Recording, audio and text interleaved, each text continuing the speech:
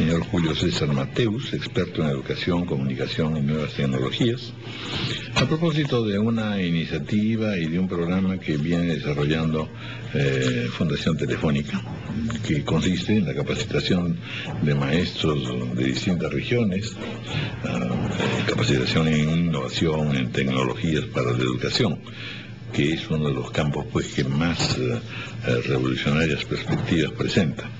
Muy buenos días y gracias por estar con nosotros. Buenos días, gracias. A ver, cuéntanos un poco, en primer término, ¿cuál es el marco que tenemos que volver a visualizar hoy día en materia de propuestas, sobre todo tecnológicas, que hayan modificado sustantivamente la educación y sobre todo que nos permitan visualizar mejores resultados en un plazo relativamente más breve?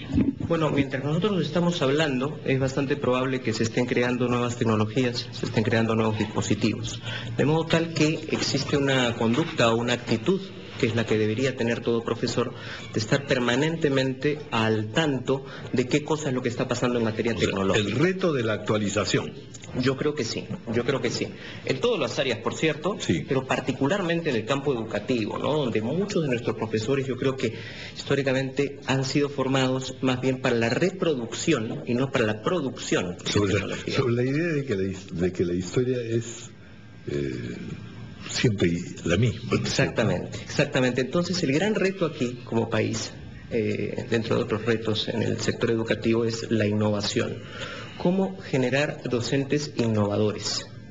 Y una de las estrategias, a partir del Ministerio y del trabajo de otras organizaciones privadas como la Fundación Telefónica, tiene que ver con la capacitación. El nombre capacitación no me termina de convencer porque supone que alguien es incapaz. Yo creo que es más actualización de conocimientos, pero sobre todo motivación. Yo creo que el gran desafío está en motivar a nuestros docentes a estar permanentemente al día en estas cuestiones. Y eso significa en realidad también tomar emprendimientos, ¿no es cierto? Sin lugar a dudas. En programas, en conductas, en contenidos, en motivaciones. Sin lugar a dudas. Por ejemplo, premiar, reconocer, incentivar las buenas prácticas, muchas de las cuales tienen que ver con innovación, ¿no? Ahí hay una cuestión conceptual interesante.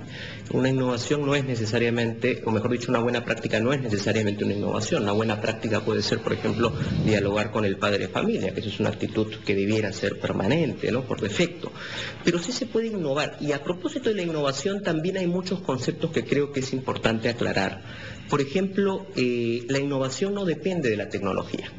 En mi recorrido, por ejemplo, por muchas regiones del país, hay una demanda, que es muy justa por lo demás, de docentes, de la implementación de recursos tecnológicos en sus escuelas.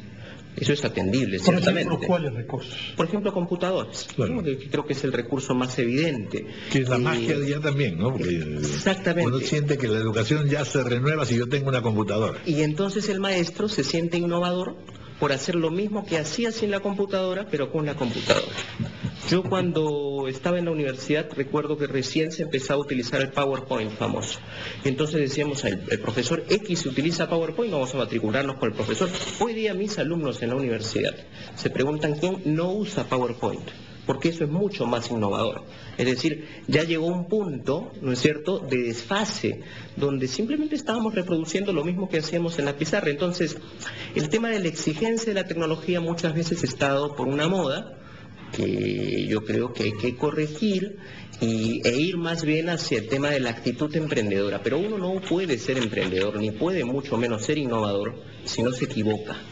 Y mucha de nuestra formación le tiene pavor a la equivocación. Lo vemos en las notas, por ejemplo, de los niños, ¿no? El terror que tienen los niños a una mala nota, cuando una mala calificación es parte, ¿no es cierto? Es parte del propósito de la formación, pero no es el fin último.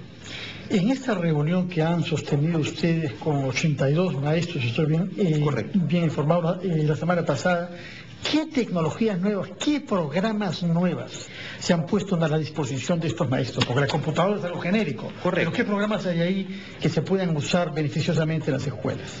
Yo creo que la computadora empieza a ser desplazada por temas de usabilidad y de movilidad, de portabilidad por el celular. Y hay una ventaja en el país, porque el celular, por fuera de las instituciones educativas, empieza a llegar. más de 30 millones de celulares tengo entendidos en el Perú. Entonces ahí, por ejemplo, el asunto de las aplicaciones. Cómo crear aplicaciones para que funcionen en estos dispositivos y atiendan demandas concretas.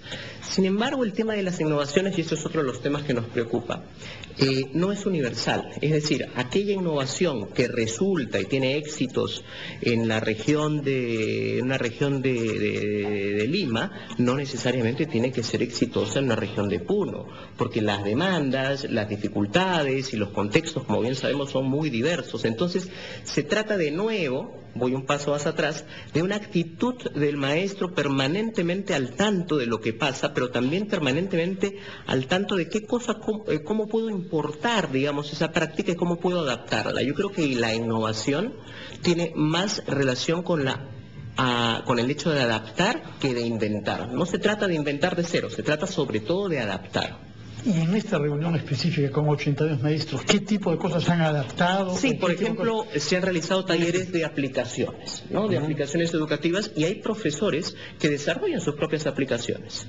Para desarrollar una aplicación no hay que ser un experto informático, que es una de las trabas que a veces uno pensaría, ¿no? Hay dispositivos, páginas web que permiten, por ejemplo, el desarrollo de blogs. Hay muchos profesores ya en el Perú desarrollando sus propios blogs. Y esto es interesante porque aquí de repente en Lima nos suena que un blog puede no ser innovador, pero ¿qué dificultad atiende? El hecho de que hay a veces problemas en la actualización de material educativo. Entonces el profesor, que hace muchísimo esfuerzo y con su propio dinero muchas veces consigue material novedoso, sean videos que él mismo produce o que los ve en otro lado, hace este tipo de plataformas pensando en sus alumnos. Un blog en ese sentido puede ser muy innovador.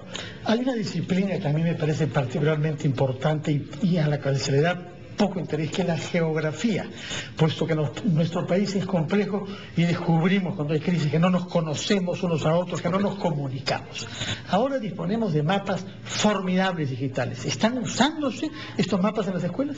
Un ejemplo lindo es uno de los ganadores del concurso de innovación que Fundación Telefónica hizo hace un par de años, me parece que en Chiclayo, de una profesora que trabajó por proyectos, ¿no? Un proyecto que tenía la geografía, la historia de la localidad, la literatura como ejes transversales, ¿no es cierto? Allí, por ejemplo, a propósito de la geografía, se utilizaban los famosos Google Maps para identificar de dónde es que las familias venían y provenían. Entonces se hizo una suerte de árbol genealógico, ¿no es cierto?, de las familias del lugar. Creo que era Chepén, si mal no recuerdo, sí, era Chepén. Y entonces allí era interesante porque yo fui parte del jurado de ese concurso. El resultado se presentó en un PDF, entonces era poco atractivo tecnológicamente. La gente decía, ¿cómo va a ganar un premio de innovación tecnológica un PDF? Es que la innovación no estaba en el resultado, que es lo tangible, el PDF, sino está en el proceso que había detrás. Los niños tenían que ir y tomar fotografías a sus abuelos, entrevistarlos y subir esas entrevistas en un blog. Tenían que hacer presentaciones, tenían que salir del aula y hablar con las autoridades de sus comunidades. Entonces, ahí estamos hablando de proyectos que van más allá de este sentido a veces tan encajonado como miramos las áreas pedagógicas en nuestro currículo, ¿no? La geografía no tiene nada que ver con la historia no tiene nada que ver con la literatura. Entonces, yo creo que ahí, por ejemplo, hay lindos trabajos, innovadores, por cierto, que no dependen de la tecnología, sino que se sirven de ella. Es lo interesante de todo esto en realidad. Es decir, disponemos de un instrumental novísimo que nos permite ir más rápido y de conseguir una serie de cosas, pero eso no significa que en general el quehacer educativo tenga ciertos pilares que son absolutamente universales y constantes, ¿no es cierto? Como es esta idea, por ejemplo, de la integración en contenidos, etcétera. ¿Cuánto cuesta instrumentar, digamos, a todo un sistema educativo como el nuestro con todas estas novedades tecnológicas? No tengo claramente una cifra exacta. Pero digamos como esfuerzo también, ¿no es cierto? Porque aquí tenemos que entrar ya a la capacitación de profesores en las escuelas